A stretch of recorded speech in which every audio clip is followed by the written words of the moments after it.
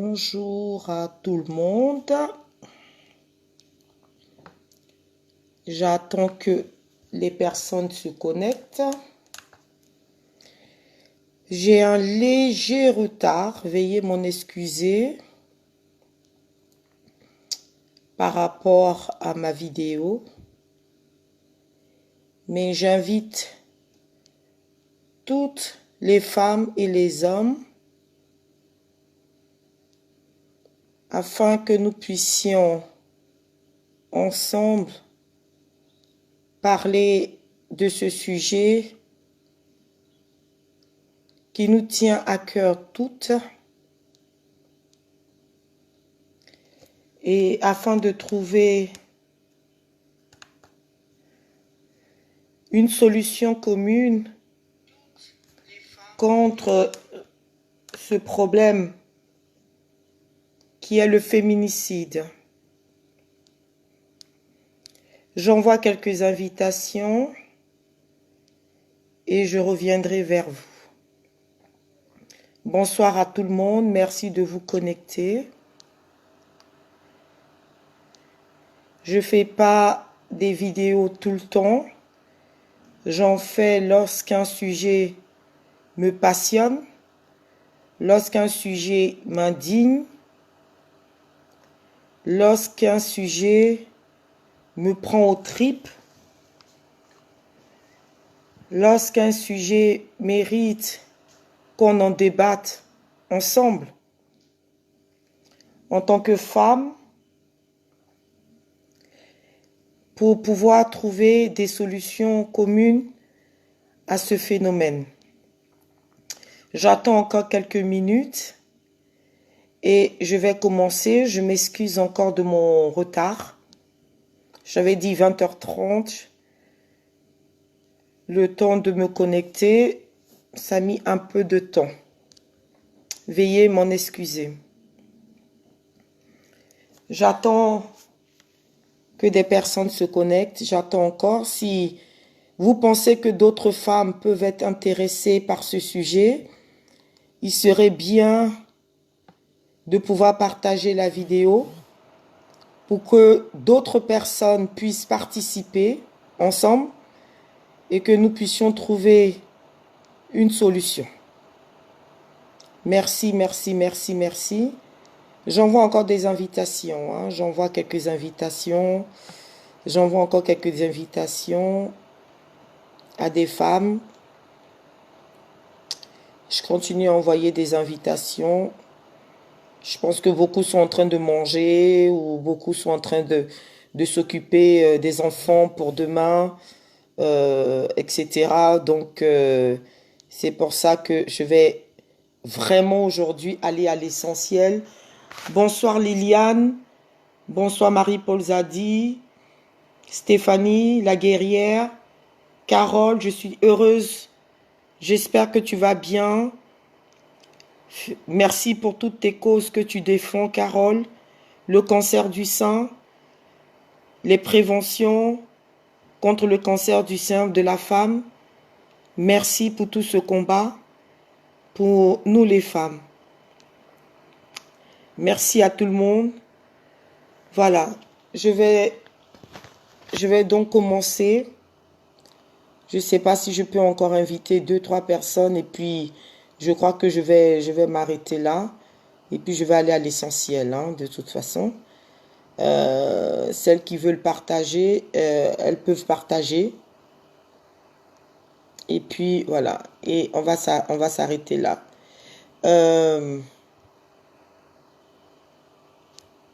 Voilà, je pense que je peux débuter. Voilà. Donc, bonsoir à tout le monde. Je me présente, je suis Marie-Paul Babli. Je fais ce soir une vidéo parce que j'ai décidé de refaire des vidéos pour parler d'un phénomène qui m'interpelle, un phénomène qui mérite qu'on s'y attarde. Parce que la banalisation des choses peuvent entraîner la continuité dans l'indifférence totale. Et ça, il ne faut pas vraiment le permettre. Il y a une réalité. Cette réalité, c'est qu'il y a des femmes qui meurent sur le coup de leur mari, de leur compagnon. Et il y a une urgence de cette situation. Et cette urgence, il faut en parler. Il faut continuer à la dénoncer.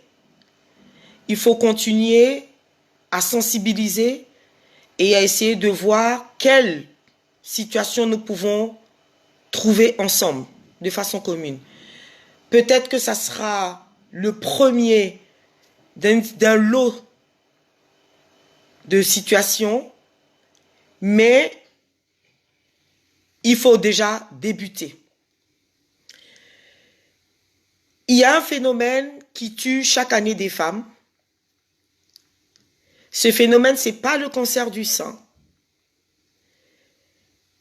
Ce phénomène, ce n'est pas la maladie. Ce phénomène, c'est ce qu'on appelle le féminicide. C'est-à-dire qu'on est rentré dans un couple, on est rentré en amour pour pouvoir être heureuse et on y perd la vie. Il a été répertorié 117 femmes tuées en France. Selon les associations, il y en a 137. Et nous n'avons pas encore fini l'année 2019. Et là, ce n'est qu'en France. Et hier, lors de la manifestation contre la violence faite aux femmes, il y a eu des femmes qui ont témoigné de la Russie, du Brésil, où il y a beaucoup de meurtres, et je ne parlerai même pas de l'Afrique, où le sujet est complètement tabou. Alors, il est important, bien sûr, que nous puissions en parler. Pourquoi arriver maintenant à ce niveau-là? Pourquoi, malgré toutes les sensibilisations, pourquoi, malgré les mises en place de certaines solutions juridiques, pourquoi, malgré le combat qui est mené depuis tant d'années par des associations, il y a encore cette recrudescence de ce phénomène? Des femmes qui tuent leurs femmes, leurs épouses, leurs compagnes, devant des enfants. Tout simplement parce qu'elles ont voulu partir. Et lorsqu'on parle d'un nombre de 117 femmes tuées par leur conjoint ou ex-conjoint, on oublie qu'il y a encore une dizaine ou une vingtaine d'autres affaires qui sont en instance d'enquête actuellement. Ou parce que l'identité du tueur n'a pas encore été prouvée, donc on n'est pas sûr que ce soit le compagnon.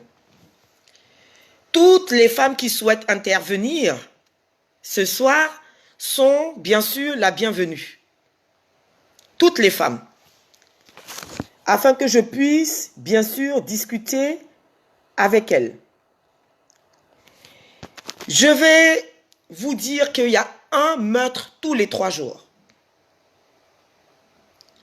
Et je ne parlerai même pas de meurtre parce que si je dis meurtre, ça veut dire que ce n'est pas prémédité. Je parlerai d'assassinat. Parce qu'un assassin a prémédité la mort de sa compagne. Un meurtrier, c'est non prémédité. Un assassinat tous les 3 jours. Et ce phénomène touche tous les milieux sociaux. Riches, pauvres, avocats, médecins, artisans, peu importe la catégorie socio-professionnelle, tout le monde est visé. Et tous les âges. 117 femmes, plus que l'an dernier, malgré tout ce qui a été mis en place. Je dis bien 117, sans compter Celles qui sont sous enquête actuellement, donc au nombre de 137 officiellement. Ces femmes étaient des mères de famille. Elle s'appelait Monica. Monica avait 29 ans. Lorsqu'elle a été poignardée par son compagnon, juste parce qu'il accusait de le tromper. Il a tué alors que leur fille était dans la chambre. Pascal, 56 ans. Elle se dispute avec son compagnon, Robert, 69 ans, qui la bat de plusieurs balles. Taïna, 20 ans. Elle est retrouvée sous un pont, battue à mort à coups de bas de fer par son petit ami Jonathan, 21 ans, parce qu'elle venait juste de rompre avec lui. Julie, 34 ans, tuée par arme à feu, par pistolet, par son ex-compagnon, 42 ans, qui lui-même s'est rendu après à la gendarmerie. Elle avait quitté 5 mois plus tôt, et elle disait qu'il la battait régulièrement, il l'avait isolée de tout le monde, il la détruisait psychologiquement. Tous les jours, il lui répétait, tu es macho, tu n'as pas de cerveau, tu es idiote. Elle a voulu prendre son indépendance, elle est partie. La justice avait décidé de la garde alternée des enfants. Chacun à son tour. Un jour, il a débarqué chez elle, 2 balles. Elle est morte. Christelle, poignardée par son compagnon. 3 enfants présents au moment du meurtre. 32 ans. Elle avait décidé de partir. Que dire de Aminata d'origine malienne? Aminata d'origine malienne. Tuée il y a 2 semaines par son compagnon Alou. Tout simplement parce qu'elle avait eu le permis de conduire. Et qu'elle avait fait une formation. Il a estimé qu'il avait fait venir du Mali. Elle n'avait pas à devenir indépendante. Poignardée devant ses 2 enfants. Même pas 5 ans.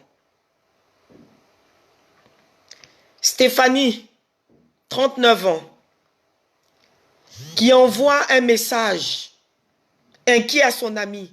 Il y a quelqu'un qui rentre chez moi. Elle sait que c'est son ex. Il s'appelle Jean-Michel.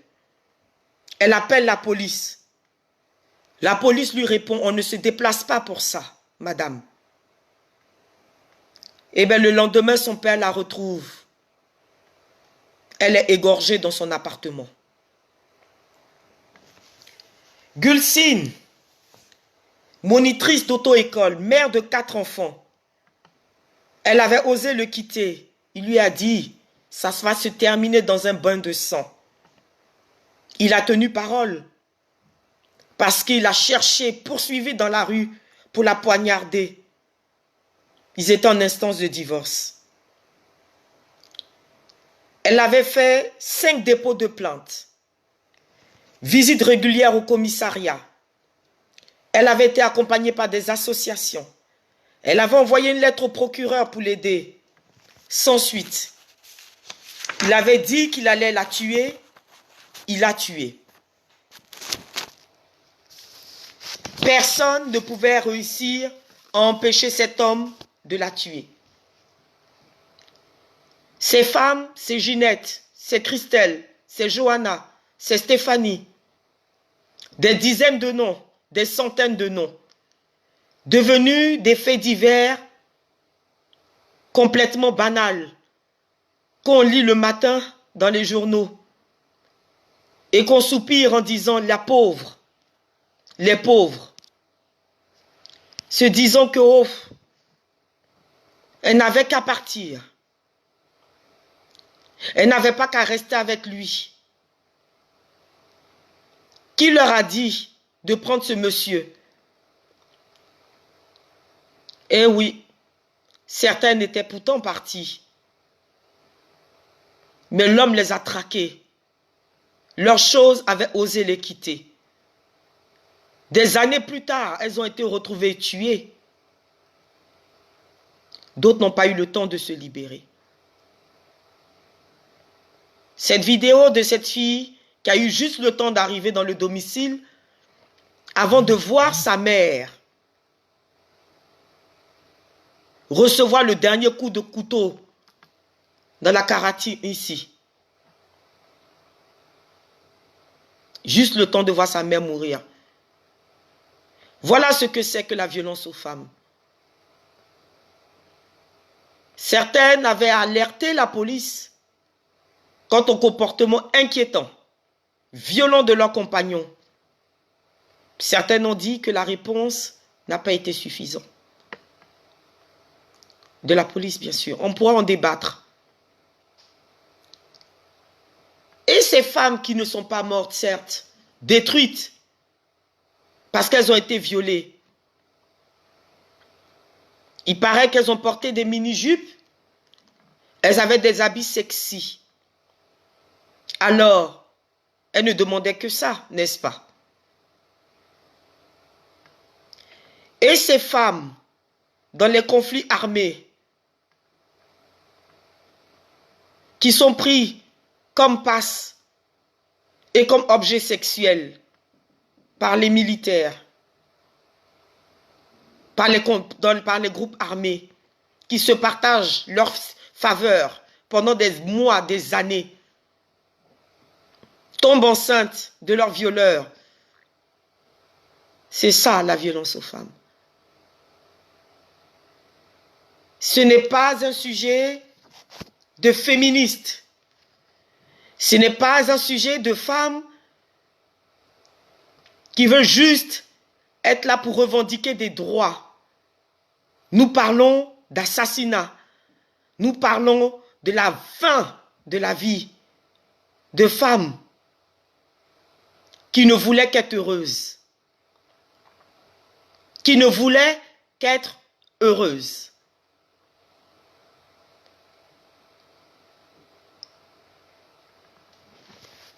Le mobile, souvent, de tous ces assassinats, la séparation. La séparation. Je n'en peux plus de recevoir des coups. Je n'en peux plus d'être humilié. Je veux que ça s'arrête. Je veux me reprendre en main. Je veux partir. Tout ce que je fais est mal.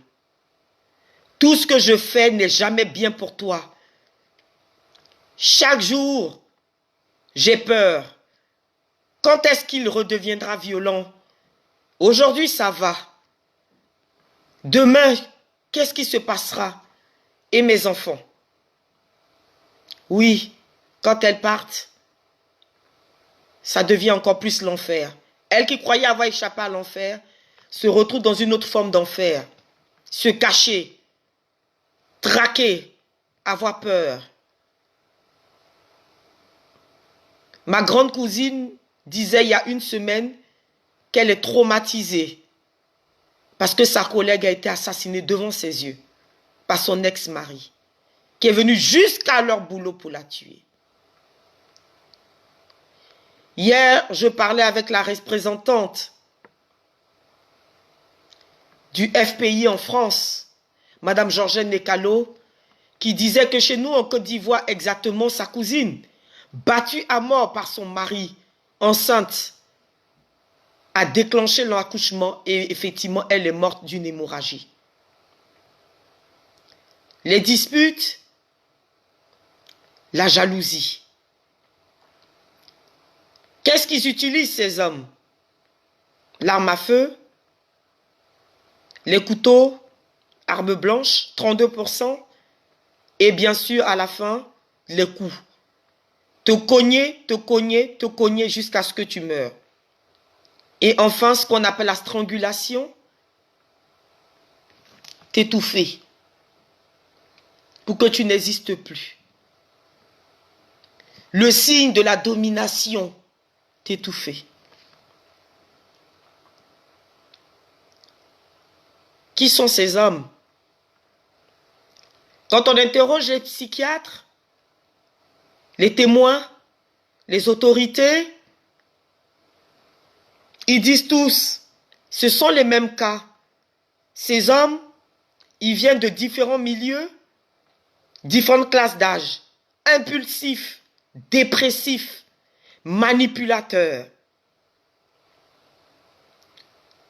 se réjouissant d'avoir des femmes sous leur emprise. La plupart même, après avoir tué leur compagne, essaient de se suicider. Certains. Ou d'autres disent, si je ne t'ai pas, personne ne t'aura. Il est mieux que tu meurs. Ils ne pensent pas aux enfants. Leur proie les a échappés. Il faut qu'elle meure. Voilà un peu le cadre de ce que je voulais dénoncer aujourd'hui. La première personne que je vais appeler, j'espère qu'elle est en ligne. Agis, Uten, je ne sais pas si tu me vois, mais est-ce que tu as une... je ne vois pas de caméra devant ton nom. Est-ce que, s'il te plaît, tu peux répondre à mon appel? Est-ce que tu peux me dire si tu me vois ou pas? S'il te plaît, parce qu'il faut que je puisse t'appeler pour que tu participes. Est-ce que tu peux m'envoyer un message? S'il te plaît.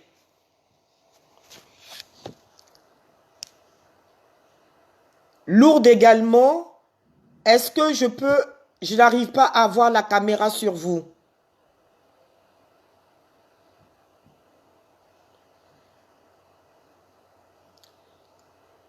Est-ce que vous me voyez, s'il vous plaît? J'aimerais beaucoup. Est-ce que vous pouvez me répondre?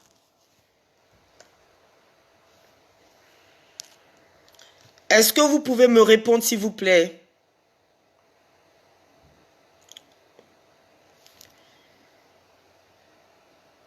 Lourde et Agis, est-ce que vous pouvez me répondre, s'il vous plaît? J'aimerais discuter avec vous.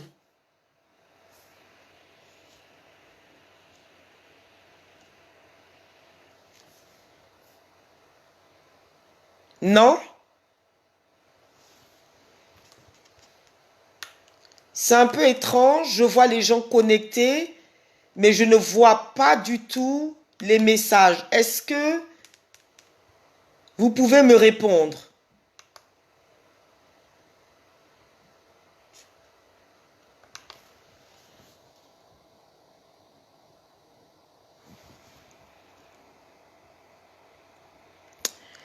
C'est un peu problématique, c'est un peu dommage là. Qu'est-ce qui se passe?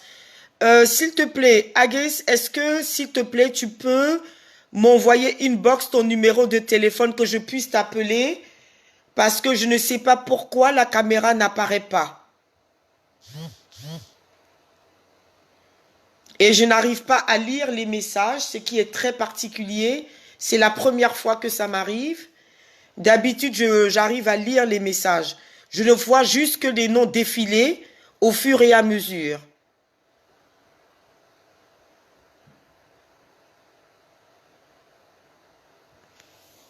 Il y a un véritable problème. Je vais donc prendre le téléphone. Veuillez m'excuser. Je vais prendre le téléphone et essayer de joindre. Agis, est-ce que, s'il te plaît, je répète, pourrais-tu m'envoyer inbox ton numéro de téléphone, s'il te plaît, que je puisse t'appeler?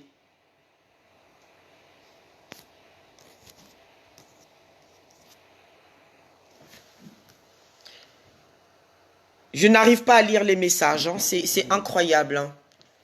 Ou dans ce cas, je me déconnecte et je reprends parce qu'il y a un véritable problème.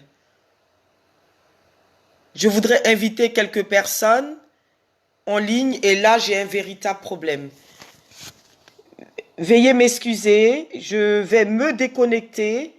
S'il vous plaît, ne partez pas. Je vais me déconnecter et je reviens pour pouvoir effectivement permettre à des personnes de pouvoir s'exprimer.